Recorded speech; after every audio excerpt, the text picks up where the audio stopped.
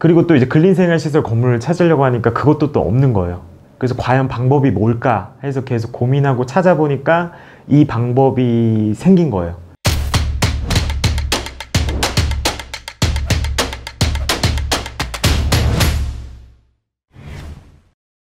네, 안녕하세요. 불산TV의 김윤수입니다.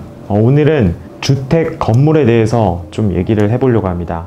최근에 주택 건물에 대한 규제가 심해지면서 이런 주택 용도가 들어가 있는 건물은 대출이 좀 안 나옵니다. 그래서 제가 좀 어떤 방법이 있을까 질의도 좀 해보고 회계사님한테 좀 여쭤보니까 그 가능성이 높은 방법이 하나 있어요. 그게 뭐냐면, 이 주택 기준일은 언제냐? 원래 원칙은 양도일이 맞습니다. 근데 매수자의 요청에 따라 이거를 주택 이외의 용도로 사용할 거라고 특약사항이 작성을 하게 되면 예외적으로 계약일 기준으로 봐요. 매수자 입장에서는 이게 잔금 전에 용도 변경이 되거나 멸실이 되면 주택이 아닌 걸로 대출이 나옵니다. 땅이나 근린생활시설로 대출이 나오기 때문에 대출이 잘 나와요.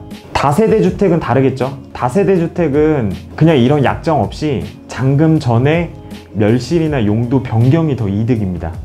만약에 매도인분이 설득이 된다면 주택 건물을 또 살 수 있는 기회입니다. 지금 기존에는 주택 건물이 대출이 안 나오기 때문에 근린생활시설이 인기가 엄청 많아졌었거든요. 그래서 투자자분들이 투자할 때가 좀 없었어요.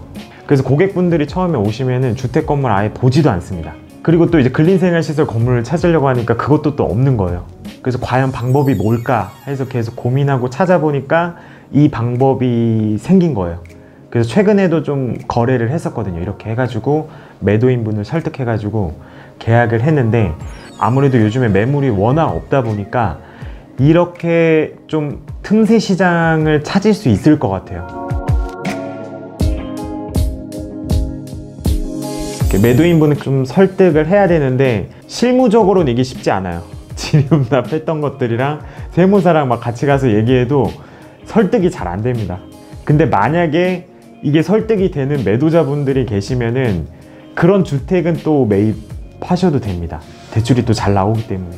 근데 물론 이제 주택인 것보다는 빨리 매각이 될 거예요. 그래서 급하신 분들은 좀 협조를 해줍니다. 이 모든 거의 전제는 일단 임차인들이 다 명도가 돼야 됩니다. 명도가 일단 우선이기 때문에 매도인 명도 조건의 건물을 일단 첫 번째로 찾아야 돼요.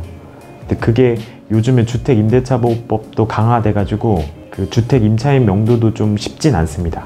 그래서 일단 임차인들 다 명도를 하고 매도인분을 이제 이게 가능하다고 설득을 한 다음에 계약서 특약사항의 그 문구를 꼭 넣어야 됩니다.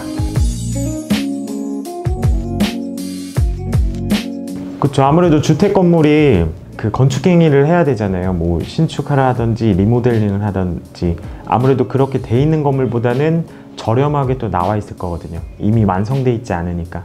그래서 오히려 만약에 그렇게 협상이 된 건물들은 좀 좋은 건물을 매입할 수 있는 기회인 것 같아요. 그 주택이 이제 만약에 법인으로 주택을 매입하게 되면 취득세가 12%예요. 굉장히 부담됩니다. 만약에 기존 주택이 있으셨던 분들은 주택을 매입하면서 이제 세율이 높아질 수도 있는데, 근데 만약에 이거를 적용하게 되면은 취득세도 또 아낄 수 있어요. 매수자 입장에서. 주택에서 근린생활시설로 용도 변경을 하는 거는 이미 주차 대수가 확보가 돼 있어서 용도 변경하는데 그렇게 어렵진 않습니다. 그래서 여러분들도 이 영상을 보시면은 주택 건물 아예 배제시키지 마시고, 만약에 이렇게 협상이 되는 주택 건물 있으면은 한번 검토해 보셔도 좋을 것 같습니다. 이런 중개인 분들한테 이런 매도자분들이랑 좀 협상된 주택 건물도 있는지 한번 여쭤보세요. 만약에 이렇게 주택 건물을 그렇게 용도 변경해서 살 기회가 생기면은 소액으로도 투자가 가능합니다. 오늘 제가 좀 어떻게 보면 색다른 방법, 이번 영상을 통해서 주택 건물도 만약에 이런 포인트가 있다면 한번 고려해 보실 만한, 매도인분이랑 이런 협상만 좀 되면은 한번 고려해 볼 수 있겠구나 라고 좀 생각하셨으면 좋겠습니다. 어떻게 보면 되게 꿀팁이에요. 이거 아시는 분이 많이 없어요. 세무사분들도 모르시는 분들이 상당히 많습니다. 근데 저희가 계속 어떻게 해야지, 뭐 어떻게 찾아야지 계속 해가지고 조금 찾아낸 방법이에요. 이걸 만약에 알게 된다면 거래가 또 많이 될 것 같아요. 이 영상을 보신 분들은, 저희 비사남TV 구독자 여러분들은 색다른 방법이라든지 이런 걸 제가 계속 알려드릴 테니까 성공적인 빌딩 투자 잘 하셨으면 좋겠습니다. 여러분들 오늘 여기까지 하고요. 구독과 좋아요 눌러주시면 감사하겠습니다.